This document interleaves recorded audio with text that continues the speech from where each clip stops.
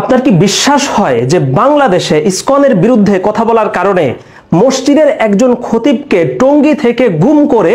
ভারতে পাচার করে দেওয়ার উদ্দেশ্যে পঞ্চগড় সীমান্তে নিয়ে যাওয়া হয়েছে এবং সেখানে তাকে শেকল বাঁধা অবস্থায় এবং এক প্রকার উলঙ্গ অবস্থায় উদ্ধার করা হয়েছে এবং এই মুহূর্তে আপনি স্ক্রিনে ভিডিও দেখতে পাচ্ছেন সেই ইমাম যেভাবে রাস্তার পাশে পড়েছিলেন তার পায়ে শেকল বাঁধা ছিল এবং পরবর্তী ভিডিওতে আপনি দেখতে পাচ্ছেন যে তাকে এখন পঞ্চগড় হাসপাতালে চিকিৎসা দেওয়া হচ্ছে এবং যেটির আশঙ্কা করা হচ্ছে যে তাকে মারাত্মক বিষাক্ত কোনো ইনজেকশন তার শরীরে পুশ করা হয়েছে যাতে তাকে ঢাকা থেকে বা টঙ্গী থেকে ভারতে ইসকনের ঘাঁটিতে নিয়ে যাওয়া পর্যন্ত সময়ের মধ্যে তার যাতে হুঁশ না ফেরে, তিনি যাতে কথা ঠিকমতো বলতে না পারেন এবং তিনি যাতে পালিয়ে যেতে না পারেন সে কারণে তার হাতে পায়ে শেকল পরানো হয়েছে এবং তার শরীরে মারাত্মক বিষাক্ত ইনজেকশন পুশ করা হয়েছে, যার ফলে আমরা এই মুহূর্তে ভিডিওতে দেখতে পাচ্ছি যে তিনি এখনো ঠিকমতো কথাও বলতে পারছেন না